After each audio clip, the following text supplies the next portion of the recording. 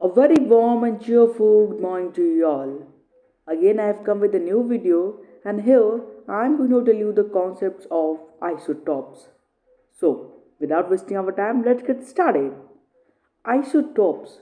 Isotopes are atomic structures of same element having a different mass number. इस चीज़ को जानने से पहले हम लोग को दो टर्म पहले पता करना होगा, मास नंबर और एटॉमिक नंबर होता क्या है। एटॉमिक नंबर जो होता है नंबर ऑफ प्रोटॉन को बताता है, but the question is that why atomic number explains proton. Atomic number सिर्फ प्रोटॉन को ही क्यों बताता है? क्योंकि एटॉमिक नंबर इसलिए प्रोटॉन को बताता है क्योंकि प्रोटॉन स्टेबल है, उसमें ना कोई लूज होता है ना कोई शेयरिंग होता है। इसलिए इलेक्ट्रॉन को नहीं माना गया है एटॉमिक नंबर, क्योंकि इलेक्ट्रॉन हर समय लूज करता है या फिर शेयर करता है, इसलिए। और उसके बाद आता है मास नंबर। मास नंबर बोलते हैं number of neutron plus number of proton को हम लोग बोलते हैं मास नंबर। ओके, तो लिखा हुआ isotopes are atomic structure of same element having a different mass number. एक सेम एलिमेंट ही होता है, वो कार्बन ही होता है, लेकिन उनके स्ट्रक्चर्स जो होते हैं सेम होते हैं, लेकिन उनका मास नंबर जो होता है डिफरेंट होता है, उनमें नंबर ऑफ न्यूट्रॉन जो है डिफरेंट होता है। Atomic number of all isotopic forms of single element are equal. मतलब इन सारे आइसोटॉपिक फॉर्म, मतलब कार्बन है तो कार्बन का आइसोटॉपिक फॉर्म होता है C12 C13 C14। ये C12 C13 C14 ये सब कार्बन का ही एक फॉर्म है तो ये एलिमेंट कार्बन ही, लेकिन वो कार्बन का फॉर्म है जिसका एटॉमिक नंबर सेम है लेकिन मास नंबर में डिफरेंस है, मतलब कि उनके नंबर ऑफ न्यूट्रॉन में डिफरेंस होगा, क्योंकि एटॉमिक नंबर क्या हो जाता है प्रोटॉन, और यहाँ बता रहा है कि एटॉमिक नंबर इक्वल मतलब प्रोटॉन इक्वल होगा, सिर्फ न्यूट्रॉन में चेंजेज आएगा। Isotopes are the same chemical element but their forms are different. Isotopes जो होते हैं एलिमेंट सेम होते हैं, वो कार्बन ही होता है, बट दिखने में जो है उनका फॉर्म जो है अलग सा होता है, बट वो अंदर से रियलिटी में वो आइसोटॉप्स मतलब कि वो कार्बन ही नहीं रहते हैं अंदर से। मतलब ऐसा होता नहीं कि दूर से देखने में लगता है कुछ और बट अंदर वही है। वो चार आदमी डाल दे, चारों का फेस चेंज कर दे, बट अंदर में वो कार्बन ही है, उसका सिर्फ फेस चेंज हो रहा है। Isotopic forms of single elements have different physical properties. मैंने अभी जस्ट बता दिया, उनका अपीयरेंस जो है ना दूर से देखने में, फिजिकल प्रॉपर्टी जो है दिखने में वो जो है अलग होता है, बट अंदर से एक्चुअली वही सिंगल एलिमेंट होता है, वो कार्बन ही होता है। ये चार आदमी अगर लेते हैं C12 C13 और तीन लेते हैं C12 C13 C14, ये तीन आदमी है लेकिन ये है कार्बन ही, कार्बन का ही एक पार्ट है। तो इसको आगे करते हैं। ये यहाँ पे दिया आइसोटॉप्स ऑफ कार्बन। तो कार्बन एक C12 होता है, कार्बन का तीन आइसोटॉप C12 C13 C14, जिसमें C12 में नंबर ऑफ न्यूट्रॉन है 6, C13 में नंबर ऑफ न्यूट्रॉन है 7 एंड C14 में है नंबर ऑफ न्यूट्रॉन 8। अब हम नेचुरल एबंडेंस की ओर मूव करते हैं। नेचुरल एबंडेंस क्या बताता है कि नेचर में हमारे प्लानट पे कितने परसेंट में वो आइसोटॉप्स पाए जाते हैं, ठीक है ना, कितने परसेंट में वो आइसोटॉप्स प्लानट पे पाया जाता है, उसको नेचुरल एबंडेंस में कैटेगराइज किया जाता है। तो C12 का नेचुरल एबंडेंस है 98.89% एंड C13 का है 1.11% एंड C14 का है less than 0.0001%। In the same way यहाँ पर आइसोटॉप्स ऑफ हाइड्रोजन है, H1 है, H2 है, H3 है। H1 में नंबर ऑफ न्यूट्रॉन 0 है और एबंडेंस उसका 99.98% है, और H2 में 1 उसका है नंबर ऑफ न्यूट्रॉन और उसका नेचुरल एबंडेंस है 0.0026 से लेके 0.0184। अब H3 का बात करते हैं, तो इसमें नंबर ऑफ न्यूट्रॉन्स 2 है, लेकिन इसमें जो है अबंडेंस बहुत ही ज़्यादा लो है, एक्सट्रीमली लो है, इसलिए उसको उसमें कोई नंबर में नहीं डाला गया क्योंकि बहुत ज़्यादा लो है। यूजुअली ऐसा देखा गया है कि आइसोटॉप्स जो है अनस्टेबल होते हैं, मतलब इधर उधर ऐसे घूमते फिरते, because the number of proton is constant but number of neutron is different. उनमें सारे आइसोटॉप्स में प्रोटॉन तो सेम होते हैं लेकिन नंबर ऑफ न्यूट्रॉन डिफरेंट होते हैं, जिसके कारण उसको आइसोटॉप्स को वो अनस्टेबल बना देता है। To attain stability they throw of proton or neutron to reduce their mass, which are converted into energy and emitted in the form of alpha, beta, gamma.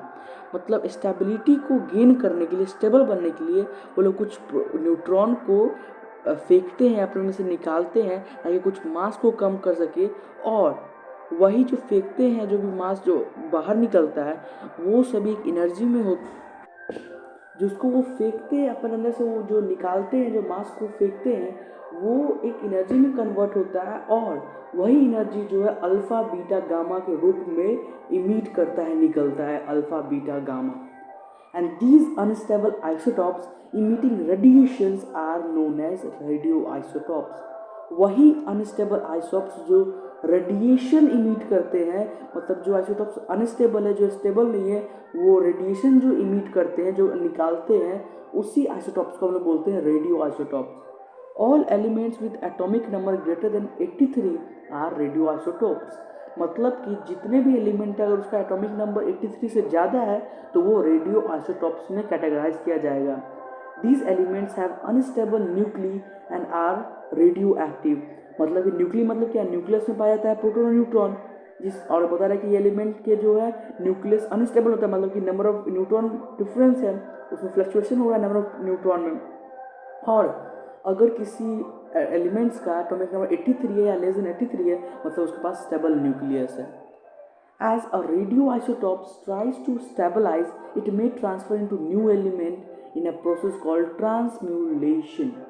मतलब कि अगर कोई रेडियो आइसोटॉप्स जो है, अगर स्टेबल होने के लिए वो एक नया एलिमेंट फॉर्म करता है, इसमें वो खुद को एक नया एलिमेंट में ट्रांसफॉर्म कर लेता है.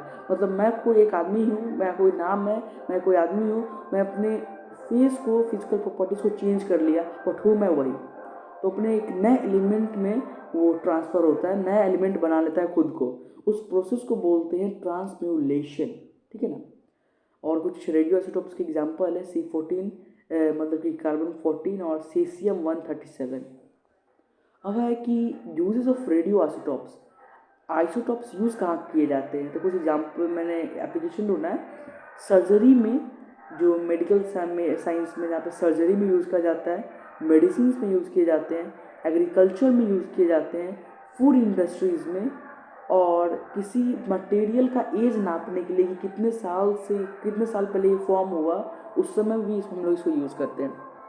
अब एक यहाँ पे नया टर्म आता है एवरेज एटॉमिक मास. भाई एवरेज एटॉमिक मास है क्या?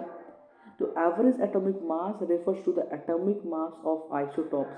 मतलब कि एवरेज एटॉमिक मास जो है उस आइसोटॉप्स का मास बताता है. तो अब क्वेश्चन है कि हम लोग how to find average atomic mass. अब एवरेज एटॉमिक मास फाइंड करें तो करें कैसे?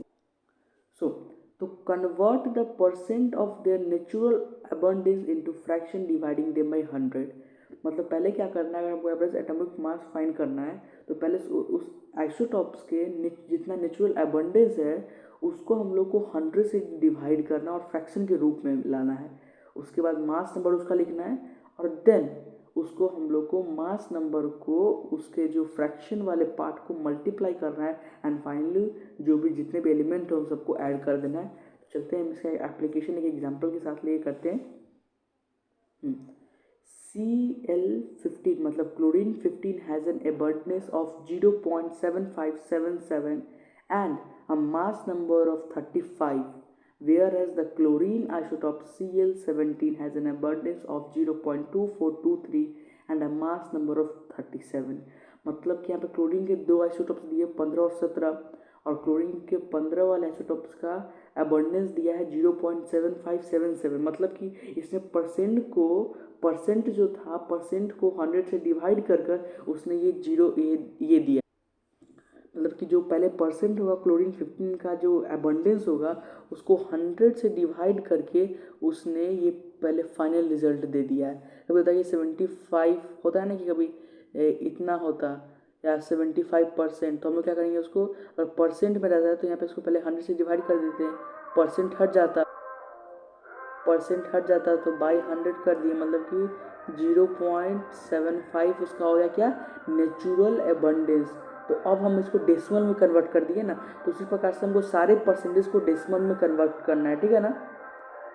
तो अब क्या है कि यहाँ पे हम ऑलरेडी यहाँ पे नेचुरल अबंडेंस को इसने डेसिमल में कन्वर्ट कर चुका है और उसका मास नंबर दे दिया, और हमको क्लोरीन का आइसोटॉप्स Cl17 का भी अबंडेंस पता है, जो कि डेसिमल में चेंज ऑलरेडी हो चुका है। अगर नहीं होता तो हम उसको डेसिमल में चेंज कर दे बाई 100 से डिवाइड करके। तो अब हम क्या करेंगे, एवरेज एटॉमिक मास के लिए उसके अबंडेंस से मास नंबर को मल्टीप्लाई करेंगे। तो सेम थिंग मैंने यहाँ पे किया है, अबंडेंस को उसके मास नंबर से मल्टीप्लाई किया और दूसरे आइसोटॉप्स के अबंडेंस को मास नंबर से मल्टीप्लाई किया। तो उसके बाद जो वैल्यू आया उसको मैंने दो जोड़ दिया, तो फाइनली पता चला कि 35.48 U मतलब कि, और 35.5 U मतलब कि उस नेचुरल जो भी आइसोटॉप्स है उसके एवरेज एटॉमिक मास होगा 35.5 U। ठीक है, तो इस तरीके से हम लोग सारे आइसोटॉप्स का जो है हम लोग एवरेज एटॉमिक मास निकाल सकते हैं। तो ये आइसोटॉप्स का था, और हमारे नेक्स्ट वीडियो में आप देखेंगे कि आइसोबार्स के बारे में। तो ठीक है, आपको अच्छा लगा हो तो please like and share it.